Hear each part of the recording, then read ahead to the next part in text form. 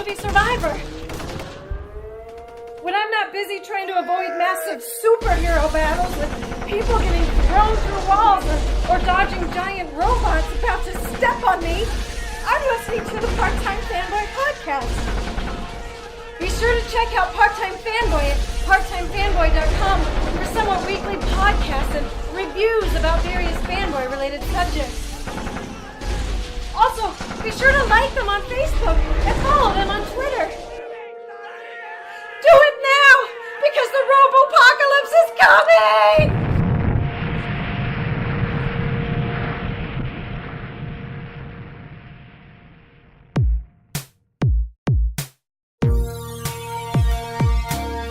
Part-Time Fanboy. Part-Time Fanboy doing my thing.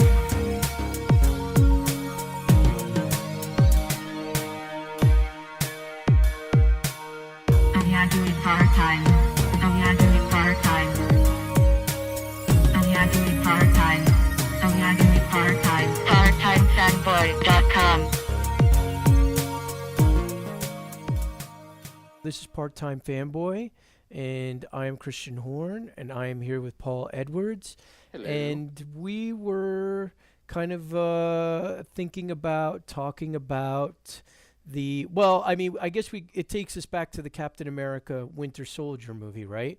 Where there's that little segment where they mention that...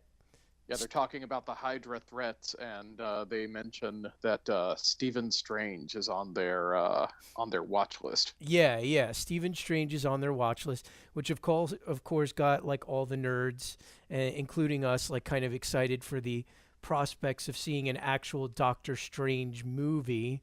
However, there was an actual Doctor Strange movie. Yes, there was. There was one a long time ago, and I recently discovered through somebody that I knew on Facebook that some gentle or whatever generous soul had uploaded the full movie to YouTube. Yay! Well, let's take you back to the Carter administration, shall we? Yeah. Yeah, 1978. And this was like when Marvel was sort of doing their whole slew of like TV adaptations, right? Yeah. Well, I mean, I think this was in the middle of like the Death Too Soon Captain America bicycle helmet guy. And, that Spider-Man TV show. Spider-Man thing, and the Lou Ferrigno Incredible Hulk. Might have been at the tail end of that. I'm not sure. I have to look it up. No, I think this was like sort of right in that time, because I'm pretty sure the Hulk carried through into like the early 80s. But this was the time where what they would do is they would roll out a TV movie, and this was sort of standard operating procedure for any TV series. They would roll out like a TV movie, and based on the ratings that the TV movie got, that was like their pilot, and then they would go to series based on this, based on the reception of the TV movie. Yeah.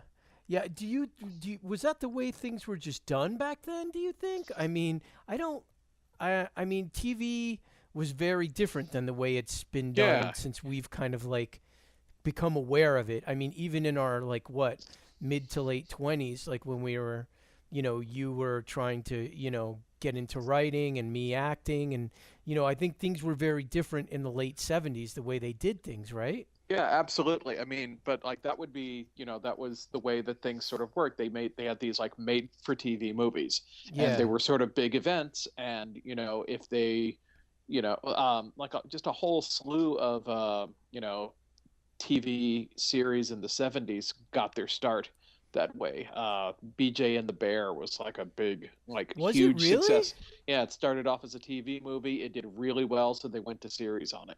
I had no idea that BJ and the Bear was like a TV movie. Yeah, they made it to capitalize on like the success of Convoy and those trucking movies that were really big in the 70s. Well, which Marvel tried to cash in on with too, with the US1 comic book. Oh my God, I used to love US1. Isn't that sad? No. You don't got to apologize for loving Convoy, man. It's Convoy in space. Yeah. It was they took the whole trucker thing. I mean, even like around it's kind of funny. The trucking thing lasted for a little bit longer than you would think it. A genre like that would go through, because like even in the 80s, early 80s, you had the character Space Trucker pop up in Battle Beyond the Stars. Oh my God, I still have not seen Battle Beyond the Stars to this day. Dude, it's really cheesy, but it's glorious, much like the Doctor Strange movie. That's great. It was a different time. Things were very, first of all, the budgets on these things were pretty small, and they were made for TV. There's definitely, oh yeah, a lot of the sets are obviously, some doctor's office in Pacoima. It's not big budget. It's just not what we think of when we think of like sort of superhero movies or superhero shows, for the most part. There was, total varying degrees of success with the Marvel things. And they really, one of the things too, it's funny is that, now, people are almost slavish to like the way they adapt comic books. It's like, like, oh yeah, we want to be true to the source material. Yeah, in the 70s, they didn't give a fuck about that. Yeah, they didn't care at all. Bruce Banner, no, we want, David. David sounds tougher, and he's gonna be a drifter, hitchhiking from town to town. Well, there's that story, right, that the TV executives thought that like Bruce Banner sounded too gay.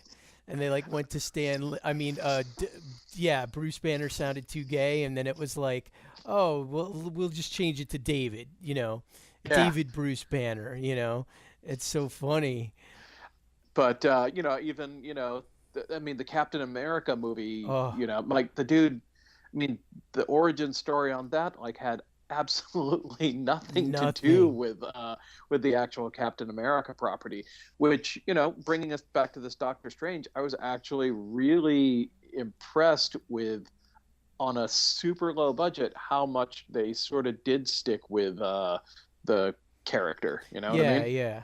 Yeah. What's interesting is this Doctor Strange, I just looked up the Doctor Strange on Internet Movie Database, and the Incredible Hulk TV show. They're both started the same year. Huh. Yeah.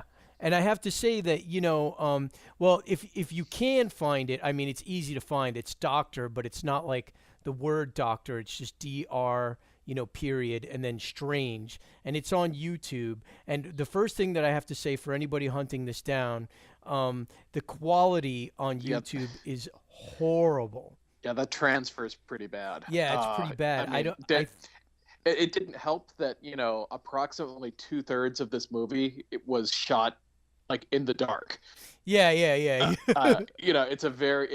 not a very well, put together piece of work, and the transfer is pretty bad. But, if you can kind of get past that, and what I found too is that if you look, they still have it in the sections too. Oh, do they? In addition to the full file, yeah. So I actually started just watching the individual sections because the transfer on it was a little better. Although, I wish I'd have known that. At least one or two of them had, I believe, Malaysian subtitles on them. It's the internet, man.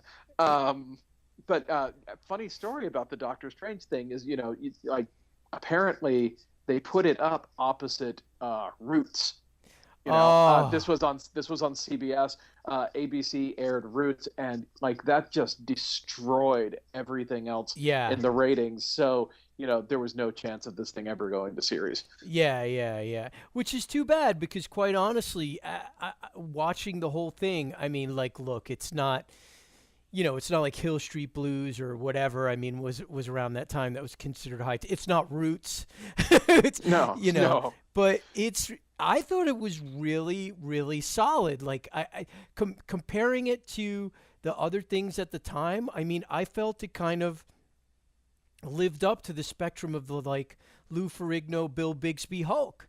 Like it was much better than any of those Spider-Man movies or any of the Captain America movies that they released. Yeah, You know, and it actually sort of had a really comic booky feel about it, like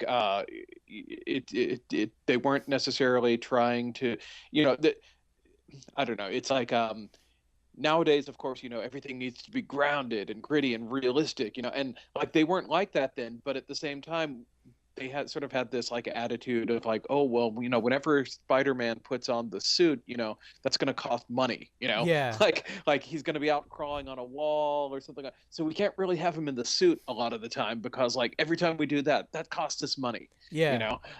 And this one didn't feel like that. It's like, yeah, this is magic, and it was 70s magic, so it's sort of Crowley-esque, creepy, like It's very like Frank Frazetta looking, like right. sort of like Beastmaster, which is early '80s, but you know what I'm talking about. That whole Absolutely. era of like just sort of like cheesy, what you would imagine from like a Dungeons and Dragons like adventure module, artwork sort of thing. Like Yeah. yeah, which is what I loved about it. You know what I mean? Yeah. I mean, it doesn't try to hide, behind like it doesn't put on airs. It doesn't try and make itself like bigger than it is.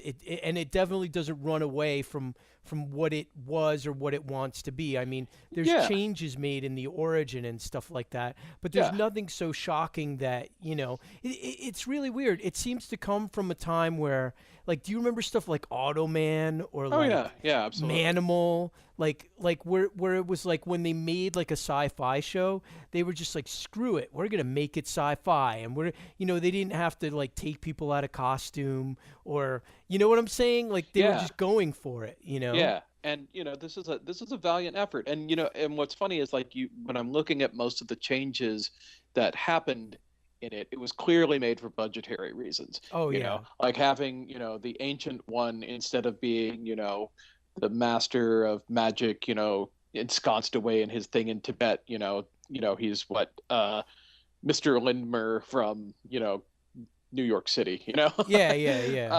he's just this there's not a lot of location changes or anything like that, but hey, you got to give it props for like, I mean, from the get-go the movie opens in like some sort of weird hell dimension, Yeah. and like that's the beginning.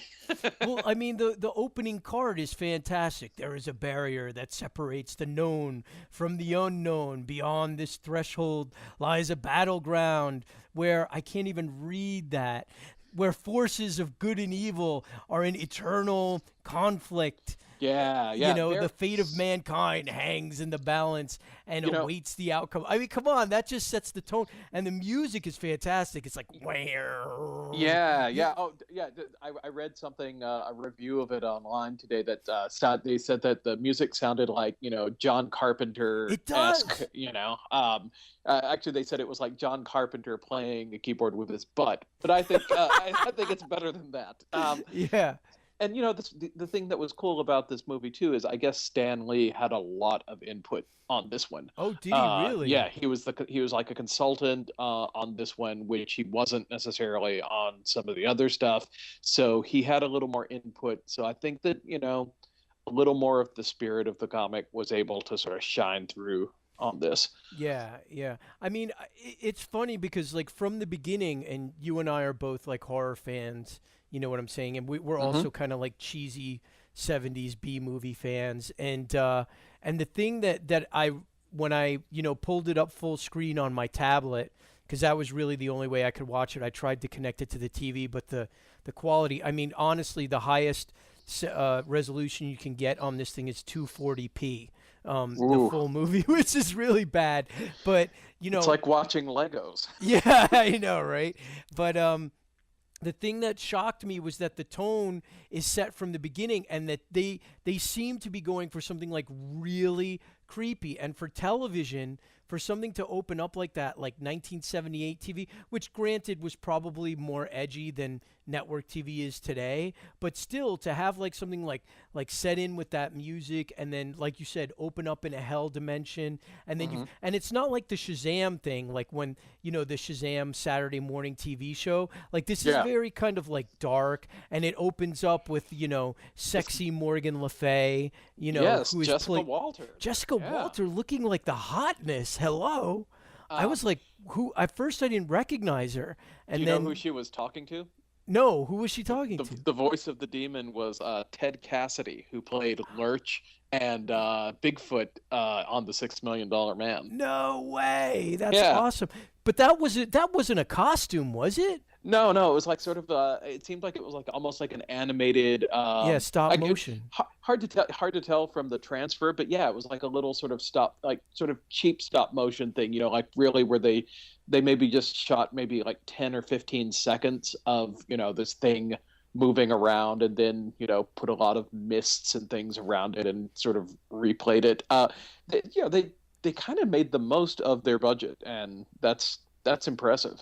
Well, that set in the very beginning, I mean, that, like I said, I mean, it sets you up, and you're like, hey, like it made me sit up a little and go, oh, wait a minute, because I was expecting something like a Saturday morning Shazam. Like I was expecting something like with cardboard, sets, and something trying to emulate like the Ditko comics or something, and this is not like that at all, which I'm sure would upset like diehard fans of Doctor Strange wherever they are, like all two of them. But I mean, for me, like this, like we said, was very like mystical, D&D opening, and I was like not expecting that at all, and it opens up like a bit of a horror film where it's like she's talking, Morgan Le Fay is talking to a demon, which to me looked neat, like the design of the monster. I was like, wow, it looks cool, like even, I'm not going to say even for today, because today everything is CGI, but I'm sure if I had a higher quality copy of this movie, like I would still be like, that looks neat, you know what I mean? And and she's basically getting orders from this creature to go to our realm or Earth, because the Sorcerer Supreme, there's going to be some kind of transfer of power, right? Yes. Yeah. It's basically the the old one, the ancient one, is going to pass away, and so he's vulnerable, and so they want to essentially get him before he's able to transfer his powers to his successor. And they lay it out really clearly. It's like, okay, you've got 3 days to do this, and go. I mean, they really set everything in motion, and it's pretty economical. It's like you sort of know everything you need to in that little opening moment there. Yeah, absolutely. Which and then, what's go that? ahead. Which then leads us into the introduction of the Ancient One. Yeah. Who's Thomas Lindmer. Yeah, but I mean, despite the fact that he's not some dude in Tibet, he still had the like. I don't think it's in Greenwich Village, but the townhouse with the famous window with the Doctor Strange symbol. I guess it's called like the symbol of light in this or something. And what I was really surprised to see too, and I was super happy about this. Wong, his assistant is a Hawaiian actor who I recognize, Clyde Kusatsu. Yeah, he used to work all the time. That guy. Yeah, he's. I think he still does stuff with the East West Players out here in Los Angeles. Oh, really? And I think the last thing that he did was that Harold and Kumar movie. Oh, I haven't seen any of those. Yeah, but he's sort of a really famous guy. It's like one of those guys like his face, Oh, yeah. And everything, and he does a great job. It's not like sort of the, I guess Asian stereotype thing that it totally could have been. Yeah. And that I've seen and that we've seen Wong sort of treated as before. He's just like the dude who's helping helping his friend, you know. Yeah. Yeah, I mean, he's definitely not that stereotype that was in the comics. He's not wearing the silk pajamas. He's not, which I think is good. I mean, and they present him, they even have a line in the movie where he's like, "You're not my servant." Like I guess the ancient one is getting sick or something, or he's recovering from being thrown off a bridge or something, Yeah. which is actually a really decent sequence in the film, I thought. But and Wong is making him breakfast, and he says, "You're not my servant," and he's like, "I know I'm not your servant, but you're my friend," and so they're almost like equals, you know, to a certain extent, you know. I mean, he calls, and there's even that line where Doctor Strange later in the movie, you know, says, you know, "Why do you call him master?" And he's like, I call him master because he was my teacher. You know, he taught me things. So I think what they did with Wong was great. And if they do a modern day movie and they do decide to include Wong, I hope that they keep on that path, you know? Yeah, I agree. You know, which brings us then to you know, introduces us to Stephen Strange. Yeah.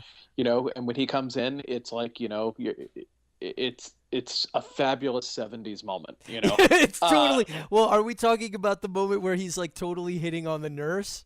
Oh yeah. Like he walks in, you know, he's got, you know, he's rocking the full, like, you know, John Holmes porn stash. Yeah, absolutely. And you know, he just, you know, it's really cool. The actor, I wasn't like super familiar with him, Peter Hooton.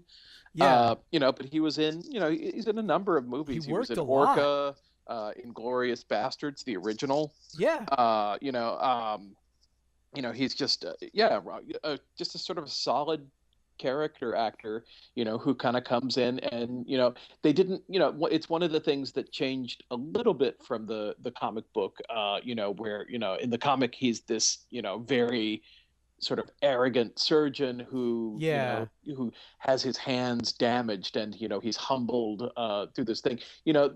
He never really has that going on, you know? I was he's thinking just they were heading that way, though, didn't you? Like in the very beginning, I was like, because he's very sort of like slick, and he's like, "Hey, do you want to have dinner?" And I think the dialogue is something like, "Oh, I was talking about, you know, falling in love," and she's like, "Well, I didn't want to just make love," and he's like, "Oh, well, you know, we could have just had." He's really laying it on thick on this one nurse in a very non, you know, 21st century PC, like, "Hey baby," you know what I mean? But very like late 70s, like sexual revolution, like I mean, he's very much, you know, sort of a product of the times, you know. It's like but at the same time, you know, he's still, you know, once he like gets in and meets his patients, you know, and everything, he's not, you know, he's not really arrogant, you know. He does seem to really care for the patients, and he is the, you know, you see that he's there to help people, you know.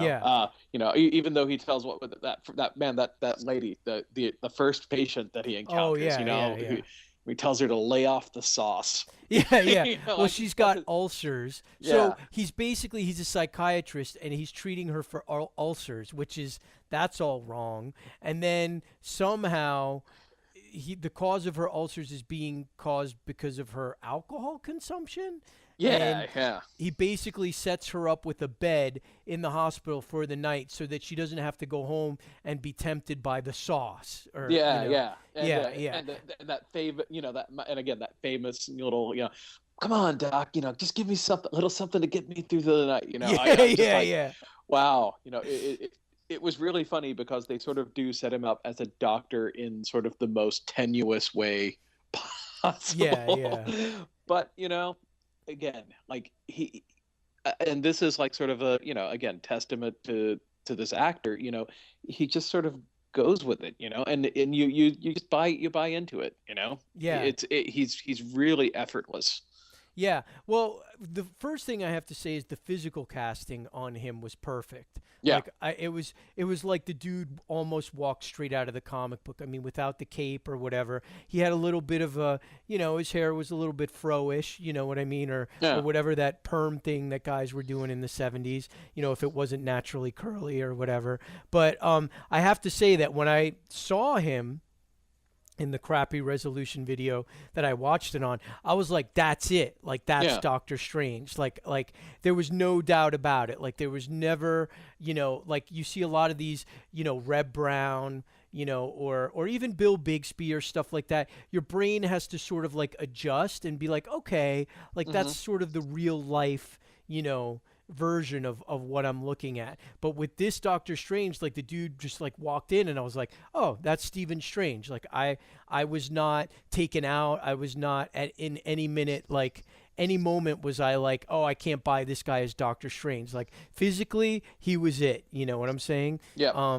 And he was kind of like a smooth operator. He was like, hello, ladies. Like obviously they didn't go, like you said, the ego direction, and they didn't make him a surgeon, right? He's a psychiatrist, which obviously they probably did that for the sake of the plot, correct? And budget, I would imagine, so you didn't have to do any surgery scenes or stage a big accident, which is what happens with Doctor Strange. He mangles his hands and he can't perform surgery anymore, right? And that's what happens in the comics, but it's also kind of a nifty little, thing that they did too, by having him, be, a psychiatrist, that sort of plays into this whole, like, science versus, magic, and it makes him in a way more open to it because, he understands the way the human mind works, I thought it was a great twist on, on taking a particularly difficult, sort of budget problem and working it toward your character. Yeah. I mean, I have to say it didn't bother me as much. There were definitely moments where I was like, wait a minute, and then just how long, I mean, just especially with that first scene where he's like treating somebody for ulcers, but he's a psychiatrist. Like I was like, that doesn't make any sense. But, it was sort of one of those TV things where like a doctor was a doctor and he could basically treat everything. It's like, it seemed like there was in the 70s and early 80s, like if you were on a hospital drama or a TV show, the doctor basically treated everything, right? Yeah, well, I mean, it's sort of still like that now. I mean, you watch an episode of Grey's Anatomy, and they'll treat like a million different things. It's like, wait a minute, what's your specialty again? Yeah. And one of the things that then goes into that I think is another interesting change from the comic is that there's a little bit of sort of the chosen one aspect of that they bring into the TV version, that he's sort of like the heir to being the next Sorcerer Supreme. Whereas in the comics, it's something sort of that he has to prove himself worthy of. Yeah, well, I think in the comics, from what I remember, like it's always known that he's going to become, or like he's expected, but he has to work really hard at it. Whereas with this one, it's basically like an inheritance that's passed down. But they never say, they say that his father wasn't a sorcerer before him, so they don't really get into that sort of thing, right?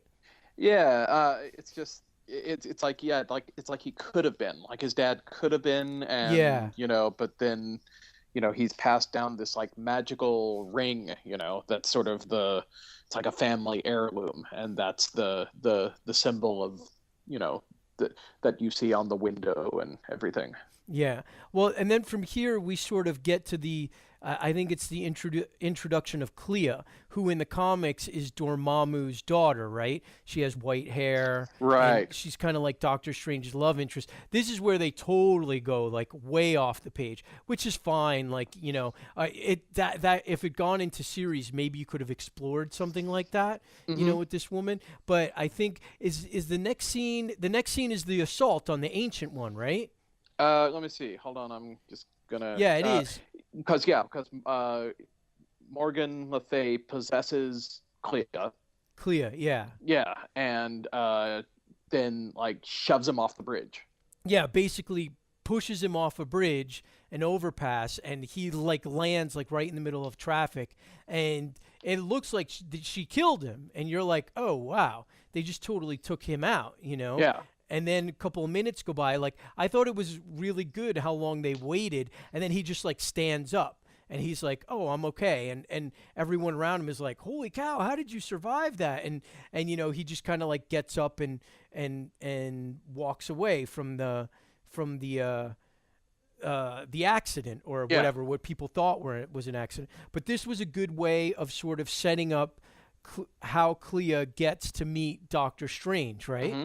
And it's kind of a nifty way of, illustrating the magic without like, going into necessarily like a huge special effect. Yeah, yeah, It's just like, oh yeah, like magic protects him. Like, yeah, okay, yeah. like it again, it sort of gets. It was really like sort of no nonsense about the magic until like the final like 15, 20 minutes of the movie. Yeah, yeah, yeah. Yeah, I mean, it was very much sort of like, yeah, they didn't make a big deal out of it. It was just something that he could do. You know what I mean? And it Yeah. was something that would protect him. And I mean, but I really did like the aspect of, Morgan Le Fay kind of possessing this woman and that basically leaving like some kind of psychic scar on her Hmm. so that she ends up having to go to the psych ward, because she can't remember who she is or what happened, and she's just like wandering the streets, and basically ends up under the care of Stephen Strange, right? Right, right. And then Lindmer contacts him. Yeah, Like goes to him, and this is sort of the first, their first meeting, and he indicates, that yeah, she can be helped, but not with medicine, not with science, this yeah, is, and then he gives him his card, right, which has the symbol, the same symbol yeah. that's on his ring, and so, Yeah. that's what Oh, and that's the thing. He's had this ring forever. Doctor Strange wears this ring that was passed down to him through his family. And that's sort of like what sets it off because he sees the card and he has the same symbol on his ring, right? right. Yeah, yeah, yeah. I have to say, I can't remember where I've seen the actress that played Clea before, but I know I've seen her in something. She probably worked a lot in the 70s. God knows she was probably on an episode of Buck Rogers or The Incredible Hulk, or you know what I mean? Her name is Anne Marie Martin. I thought she did a decent job with what Yeah. she had. Oh, dude, you know what she's from. Sledgehammer. Also from Buck Rogers. That's what I was saying, Buck Rogers. But That's what did right. she play in Buck Rogers? She was Twiki is missing. Twiki is missing. She had psychokinetic powers in Oh, yeah, you nailed it. Oh my God. I knew it was something like that. That's so funny. Yeah, she worked all the time. BJ and the Bear, and holy crap, married to Michael Crichton. Yeah, married to Michael Crichton for a while. Yeah, Huh. yeah, yeah. Yeah, I thought she was good. I mean, she worked the Misadventures of Sheriff Lobo. She was in Aw. Halloween too. Oh, she Look. had a small part. All roads lead back to BJ and the Bear. I know, Um, that's what I'm saying. but well, that's kind of I mean, the acting is uniformly pretty good throughout the whole thing. Yeah. Like For the time, yeah. yeah, for the time. I mean, again, and it's television, it's TV, it's a different style than we're used to now, but I mean, especially if you compare this to a lot of the other, Marvel movies, like it's really, really good. Oh, yeah. I think it's better than the Spider-Man show Oh, was, yeah. for sure. The only one really that I mean, the Hulk. The Hulk is really sort of the gold standard of Yeah. uh, 70s Marvel television. Absolutely. And but this is right up there. And honestly, if it had aired at a different time, man, we would have had a Doctor Strange TV series. I know, which is kind of like a shame because I really I thought like as a pilot, especially a 1978 pilot, I mean this is better than a lot of stuff that I've seen, Yeah. back in the day. I mean, just an average TV show, you know what I mean? I mean this could have been something that like who knows? If it had been handled well, we could have been talking about like in the same breath as Battlestar Galactica or Knight Rider, shows that we just like really loved when we were little kids. Mhm. And it was interesting, that CBS really sort of took the lead in, being like sort of the superhero show. Yeah. They did Wonder Woman too. Yeah, and NBC. It's kind of funny. Like they really had their own flavors, at the time. You know, NBC was more of the science fiction kind of a thing. You had like Knight Rider, you had, Yeah. Galactica, or was Galactica ABC? Yeah, I think Galactica was ABC. Galactica was ABC. That's right. But really, really interesting stuff that now we're seeing, on its next iteration. Like now Yeah. that they've redone Battlestar Galactica. They are hopefully going to be, at any minute now. We should honestly be hearing some stuff about Doctor Strange. I mean, it's got a 2015 release date. Yeah. On Yeah, it. well, again, like we said in the last Captain America podcast, the big rumor is that Don Draper might play Doctor Strange. And Yeah. that I think would be absolutely phenomenal, especially if you could get him to grow the stash. Yeah. And it seems like something that he might have fun with, that Yeah, actor. I agree because John Hamm, right? Yeah, John yeah, Hamm. he I just call him Don Draper. yeah, no, it's, everybody calls him Don Draper. I know. Yeah, I mean, he's he does have sort of that that charm and the sort of edge about him. I mean, if they do take it back to be a little more in keeping with the comic books, with having the arrogant surgeon, it's like, yeah, he's got that in spades. But you also get the sense of this is a guy who also wants to do the right thing. Yeah. Which was kind of cool about the Peter Hooton's take on it too, is that throughout the whole thing you do get the vibe that this is just a guy who wants to do the right thing. He wants to help people, and he does it with psychiatry, and then then he does it with magic. Yeah, I mean that's also the thing that I was very struck by, and the thing that, stands out about the Incredible Hulk TV show too is that you had characters that were basically moral to their core, you know what I'm saying? And he just out and out says it, like, I became a doctor to help people, he doesn't hem and haw, I mean, there's none of this, it almost seems like it's like a different, I mean, it is a different time, where it's like you could believe that like somebody became a doctor not for the money, you know what I'm saying? Where it's like he was just like, I came here to help people, and then once he gets sort of invited to become this, sorcerer supreme, he's like, oh, great, even better, I can step it up a little. Like, there's none of the hand wringing, and there's none of the whole like, oh, I'm so tortured, and there's I'm the selfless hero, and there's none of that. That's because not every scriptwriter had read Joseph Campbell's Hero with 1,000 Faces at that point. let's face it, Yeah. It's cool again because it's like 70s magic. There's a lot of like just sort of crazy stuff. Like cats turning into people, and just sort of general creepiness. This was post The Exorcist. And I think a lot of the the vibe of this thing. It owes a lot to like sort of those like those style of movies, The Exorcist, Amityville Horror, like it's got a lot of horror movie, root to it. Well, that's the thing that really surprised me about this too, is that they went that route because the Incredible Hulk, I watched the pilot movie like several years ago, and I think I remember you and I discussing it, where I was blown away because it's basically like a horror movie. Yeah. I mean, it really is. If you watch The Incredible Hulk, it's like, it's scary, I mean, not to us as adults, but I remember being scared by that show when I was a little kid, just in general, because, the eyes, and you would get the, when he's changing and stuff.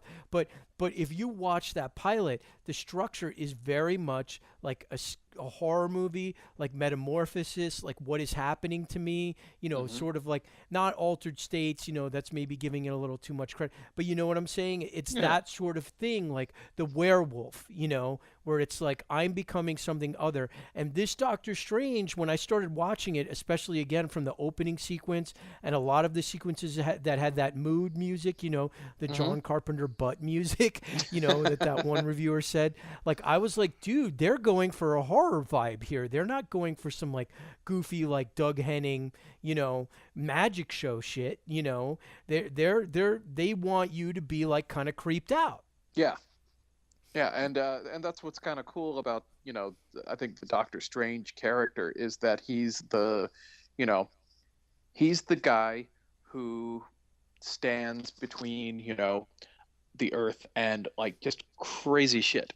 Yeah. And that's what I'm looking forward to, seeing in the Marvel universe again, is that you're starting to see a little of that now, from a science fiction point of view, like you've got things that are not of this world, now people are interacting with that, and the Agents of Shield is all about that, and the Avengers is all about that. But the Marvel universe, you've always had this like creepy horror thing going through, because the people who did these comics were such horror movie fans and science fiction movie fans, and all this stuff sort of showed up in their books.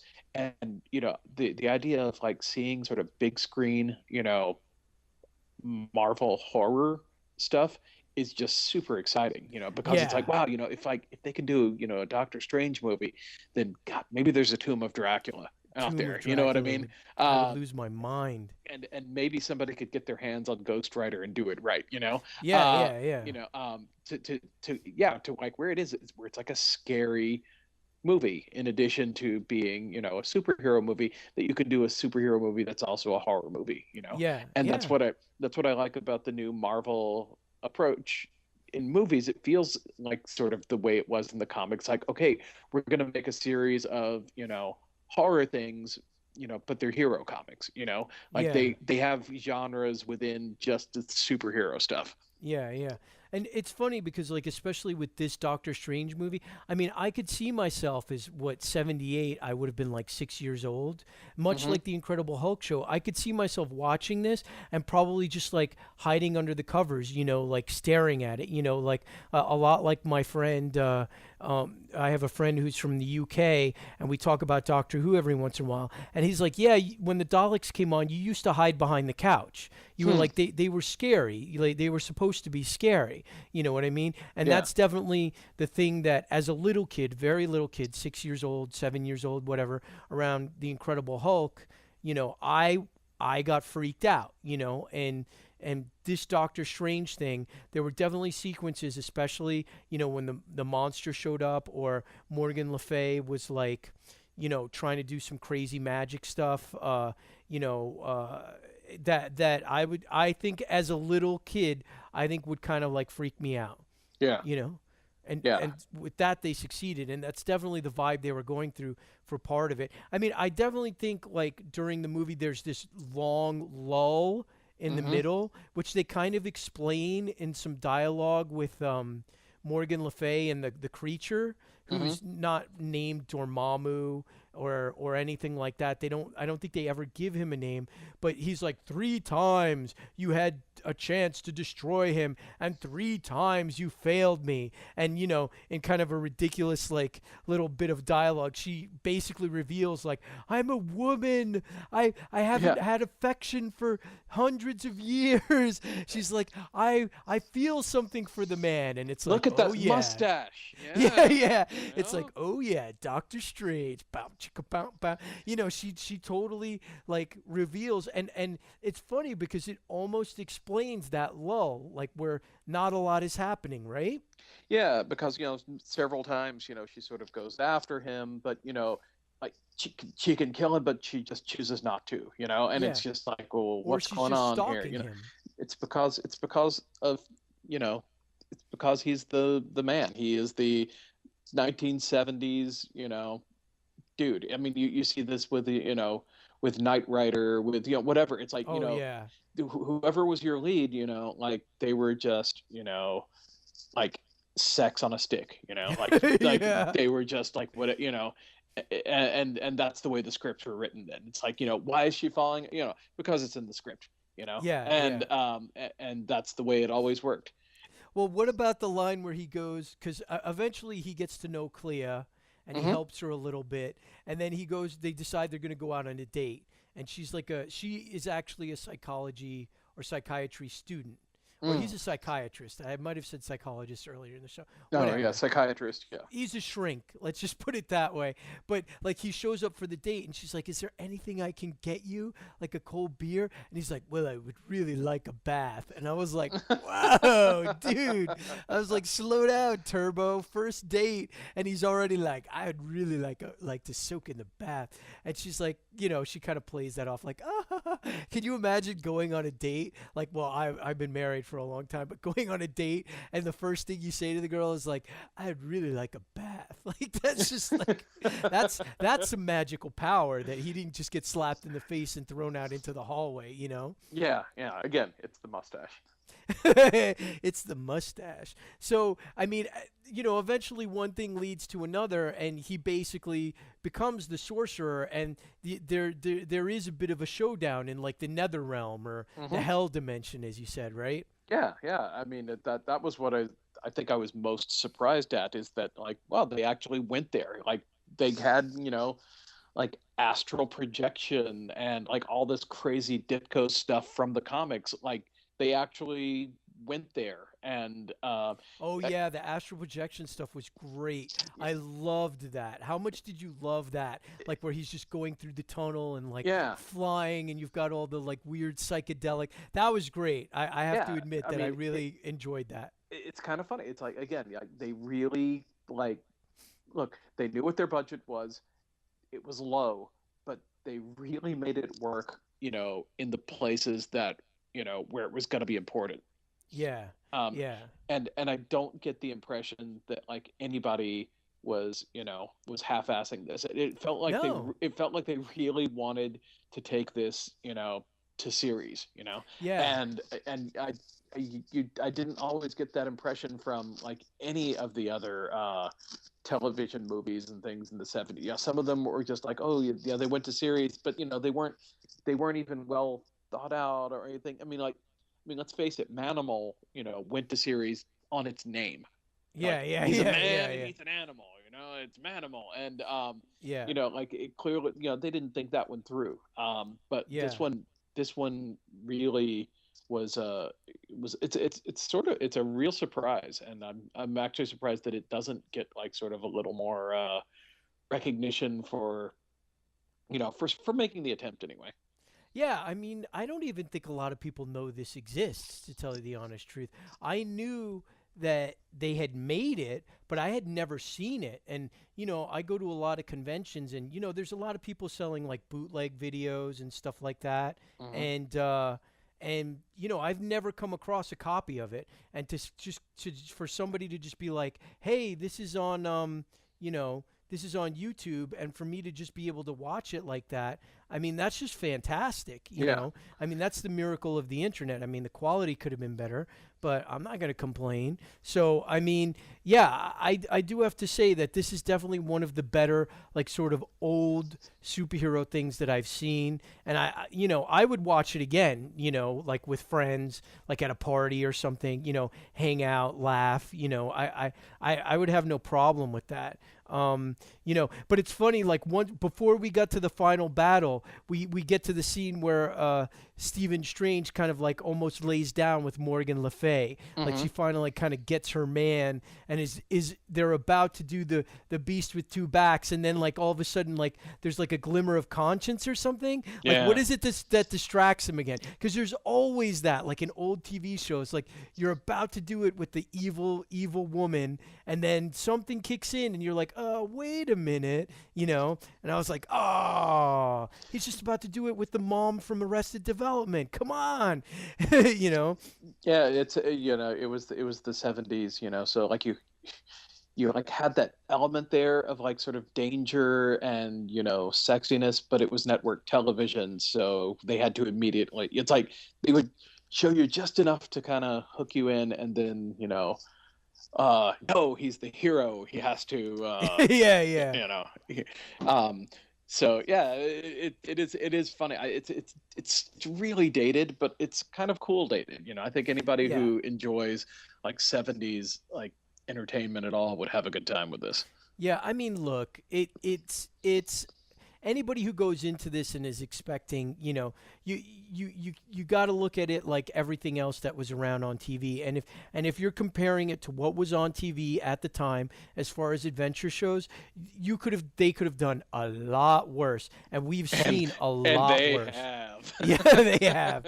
Exactly. I mean, I definitely think this is one of the better ones, and it's just too bad that it didn't get picked up. Wow, I didn't know that it went up against Roots. Like, what kind of maniac programmed that?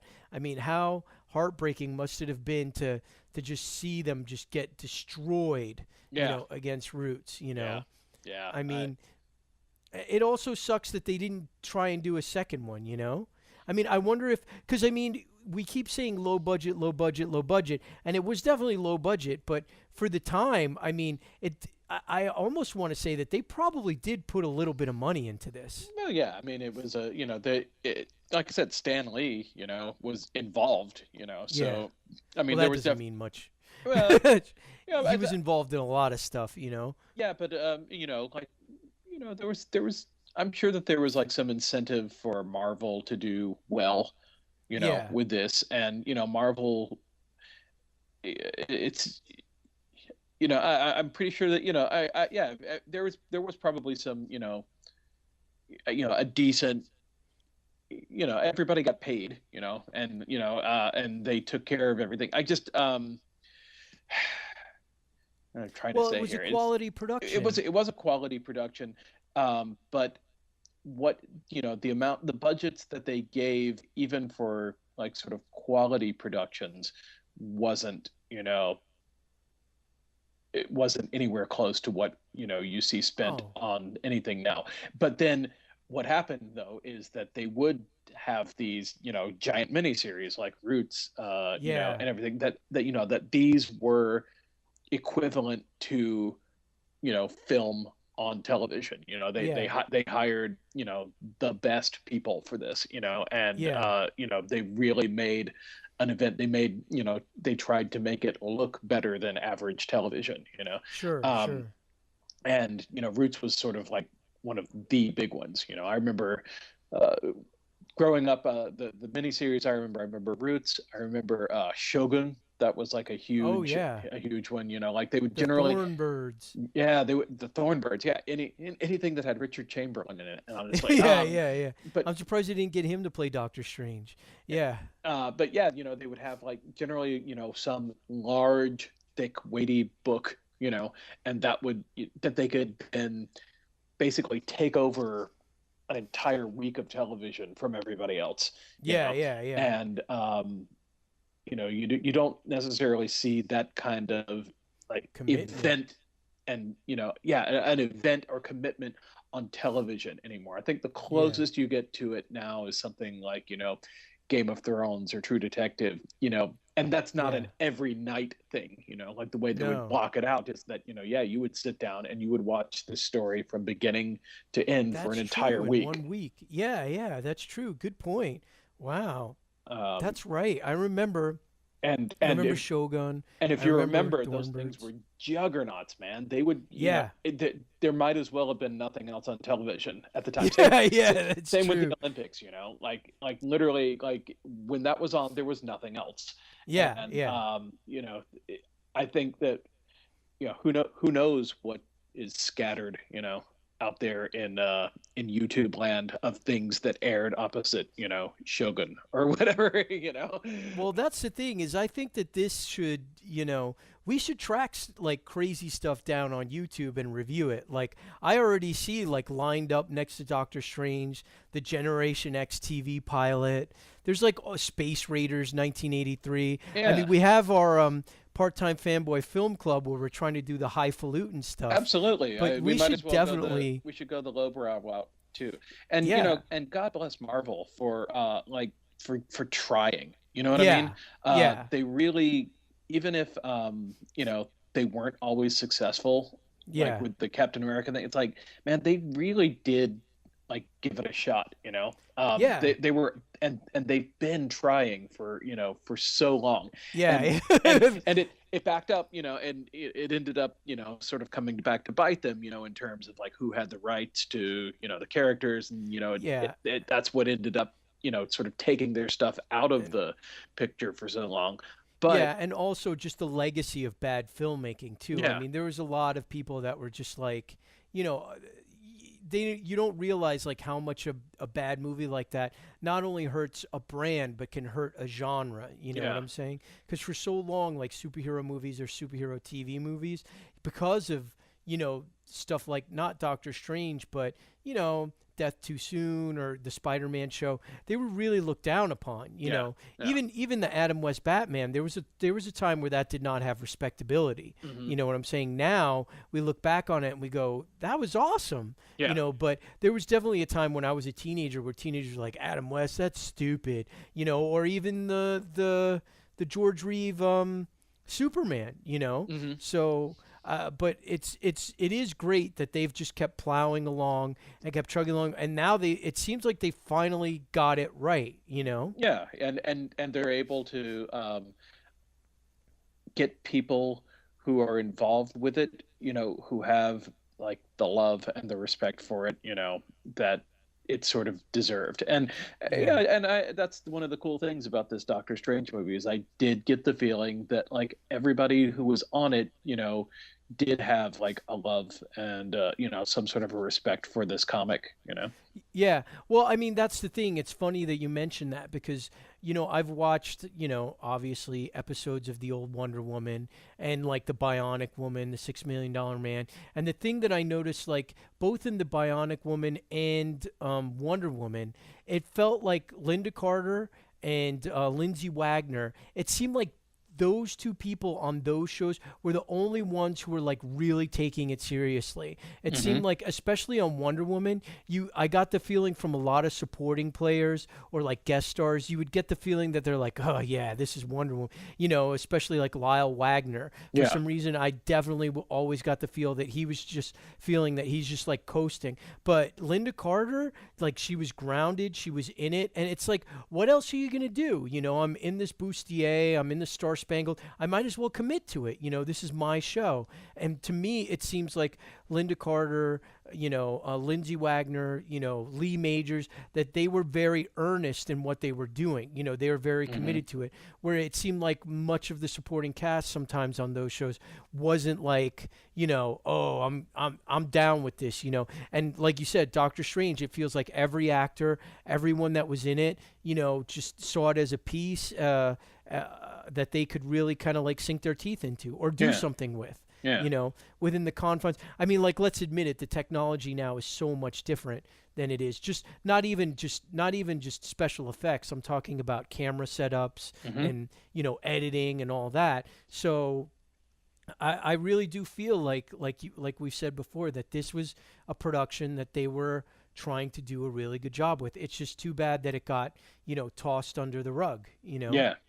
But, thankfully, YouTube brought it back, and maybe one day it'll get like a legit digital release, It would be awesome to see this like remastered and digitally, and I think it would be a lot of fun. I mean, Marvel, and that's put yeah. this as an extra on your Doctor Strange DVD release. Yeah, absolutely. Or just like around the same time that the movie's coming out. Because I think that's one thing that Marvel realizes that maybe DC or Warner's doesn't, is that, the fun things can coexist with the, the Captain America movie that came out in 1991, that's available on Blu-ray, for God's sakes. Yeah. You know what I'm saying?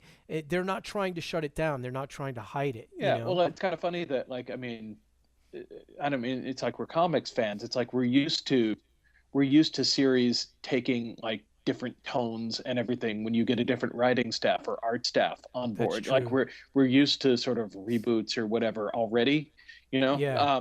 So, certainly if there's room for, John Hamm's Doctor Strange, and hopefully there will be, there'll be room for this Doctor Strange too. Yeah. Awesome. Yeah, again, it's just too bad we didn't get to see more of it. But, I mean, at least we have this, and at least we can see, like, where the new one could go. I mean, or at least that there was a time where somebody was committed to the idea of Doctor Strange, and and now they can take the new one and hopefully run with the same energy or even better. You know Yeah. what I'm saying? Yeah. Yeah, I'm excited. Let's just hope that Kevin Feige doesn't go anywhere because he's the one that I give the most credit to the whole thing. I mean, he's produced all of them. So, Yeah. yeah. Cool. Well, any last thoughts on Doctor Strange?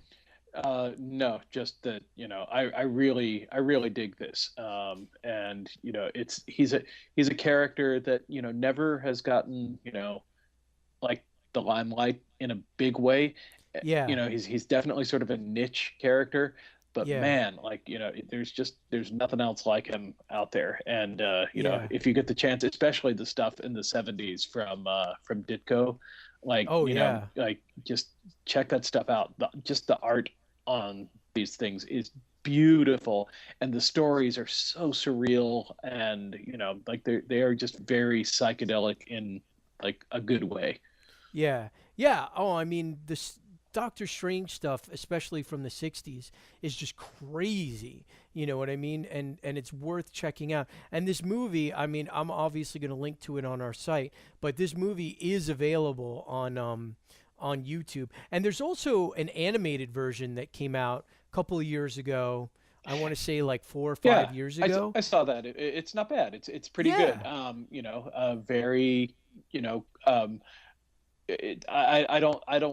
I didn't like it nearly as much as I liked this one. Yeah. Just, I mean, No. but, as far as a good, and it's a short one too. It's pretty pretty short, but It may even be on Netflix. I believe it is. I think that's where I saw it. So Yeah. if you want to get your Doctor Strange fix in, those are the two places. Yeah, definitely the animated stuff. And I know that Steve Ditko stuff has got to be available in like in an essentials or something, or but that is some definitely psychokinetic, hallucinogenic, comic book reading for you there. Cool. Well, this has been another episode of Part-Time Fanboy, and I am Kristian Horn, and that's Paul Edwards coming to you from the hell dimensions. So hopefully we'll be back soon in a week or so with another episode. Thanks for listening. Bye. Bye.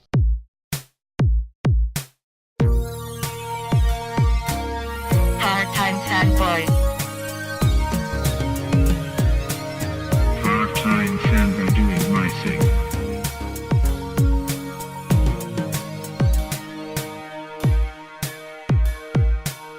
Are you doing part-time?